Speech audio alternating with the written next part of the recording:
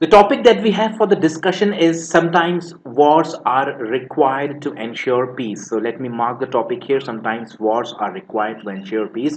How would I construct my argument? And how would I go ahead and take the discussion? So if I were to open the group discussion, I would say I would first clear my stand whether yes, do I agree with this or not, because based on this agreement I would have to go ahead and shape my argument. It says sometimes wars are required to ensure peace, and then I would say, well, it might seem antithetical, that means opposite to the teachings of many great religious figures. Christ exhorted us to show the other cheek, so did Buddha, who preferred peace to any form of violence. At the same time, we have Lord Krishna, who in the Gita tells Arjuna to go to war with his cousins in order to ensure peace and dharma. The point here is that which path should one follow? Should we follow the path of Christ and Buddha, or that of Krishna and Guru Gobind Singh, the 10th Guru of Sikhs, who was not only a saint but also a warrior? Now, right at the start of the discussion, if you are opening this discussion, you are giving two very, very important messages. That historically, we have examples of people who have preferred peace to any kind of violent method for whatever purpose. We have the example of Christ, who always showed the other cheek. He says that you must show the other cheek, and learn to tolerate and win people by love. And also Buddha. At the same time, we have in our own epic in Mahabharata, the Lord Krishna says that that you must go to war with anyone, even if it be your cousins, if you want to ensure peace and dharma. So we have examples of both the kinds, right? And by giving these examples, you have displayed not only about your general knowledge, but also your presence of mind, that yes, you know people who have preferred peaceful ways, and you know people who have gone ahead and preferred even the violent ways to ensure peace. What should you do? You say the point here is which path should one follow. Now, then you say, well, the answer is up to our discretion, it is up to us, and then you have to give your opinion. It says, I think it's a matter of individual and sometimes of collective choice. So sometimes it's a matter of individual and sometimes a matter of collective choice. And please understand that we are talking about war. So war is not an individual's choice. It is basically a collective choice. A choice, it's a collective choice of a particular nation, of a particular society, of a particular group of people, and it is particular group and collective entity that goes to war to ensure peace. So he says that I think it's a matter of individual and sometimes of collective choice. If my own brother or neighbor does a minor harm to me, I might look up to Christ and Buddha and show the other cheek, thus condoning his actions and feelings towards me.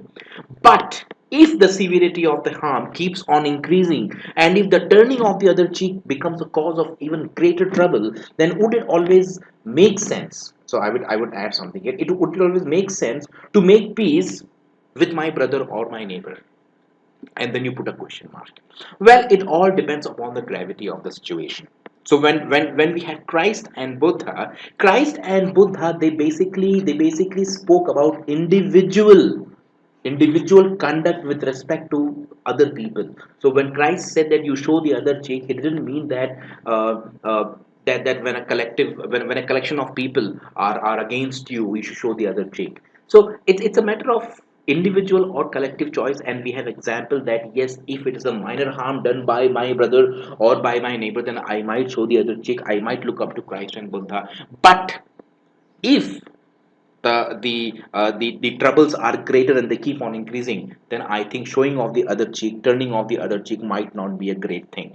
It might be a sign of cowardice. So I believe that Christ and Buddhas may be right in their own way. Their precept of making peace may not always disarm my enemy. In personal matters and in matters that are trivial. Again, it's a very, very important point. See, in personal matters, in small matters, I will always make peace with my brother, my neighbor, and my antagonists, my opponents, and my rivals. But in matters that are grievous, unbearable, and outrageous, I would not make peace through non-violent means. I would rather pick the sword and tame my opponents and foes. So he says basically, yes, if the matters are trivial, ordinary, very small, I would not go ahead and start. I mean, start wars and fights with people and quarrel. But yes, in matters that are grievous, unbearable, outrageous, I would definitely go ahead and to restore peace, even if it means to go to adopt non-violent methods, I would definitely do that. So again, you have a classic case of two different possibilities.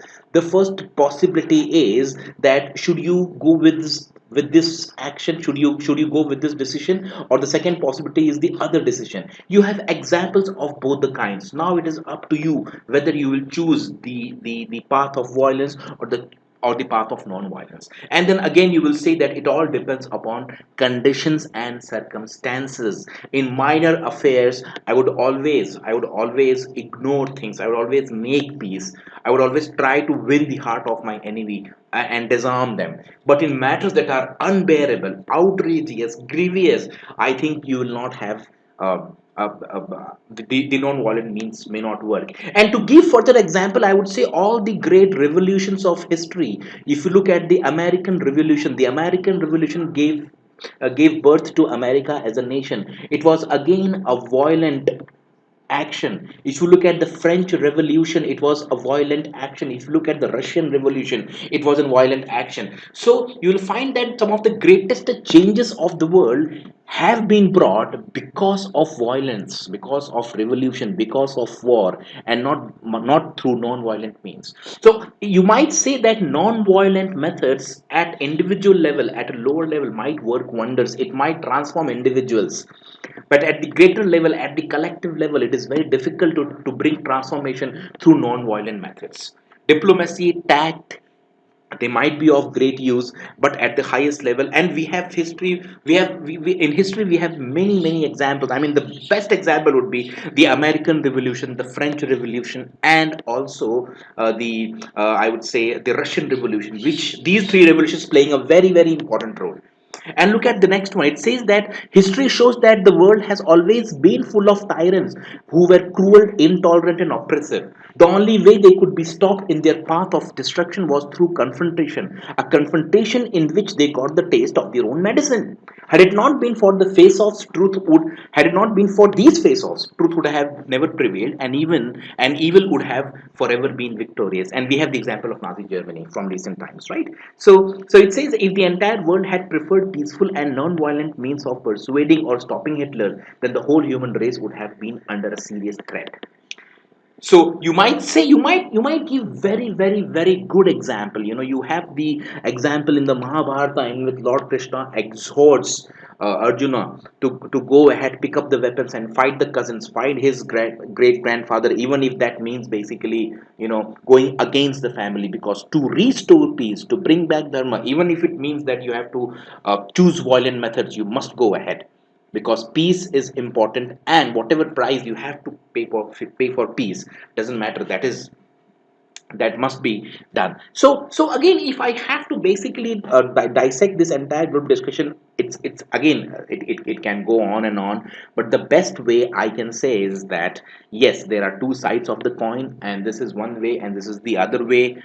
In minor things, in small things, we can always practice peaceful ways. We can always try to be diplomatic. We can always try to find solutions in which both the parties are going to equally benefit from that solution. But then there are cases in which things just don't work out. No amount of persuasion, no amount of pleading, no amount of request works for you. In that case, you have to pick the weapon. So yes, sometimes wars are required to ensure peace, but you must ensure that that is the last option for you. So to conclude, you said that thus I wholeheartedly agree with the statement given above. Sometimes wars are required to ensure peace. The cost of peace at times may be very high, and we human beings should be ready to pay a price for that. Just as destruction is one of the forms of creation, so war is one of the ways of ensuring peace. No doubt about that. And we have many such examples, and the more the number of examples you give, the better it is for you. So first of all, in a group discussion like this, how would you go ahead? You first state the topic. The topic given to us is sometimes wars are required to ensure peace. You give your stand. You say, well, I do partially agree with the statement, but there are many cases in which I may not agree with the statement. And secondly, I am myself in a dilemma. Because if I look at history and mythology, I have so many examples in which we find that that on the one hand we have people who have adopted peaceful ways, and on the other hand people who have adopted violent ways to do something. So what should I do? And then accordingly you can design your argument, and you can, the best way in such discussions is to give very very good examples by which you can actually win the points.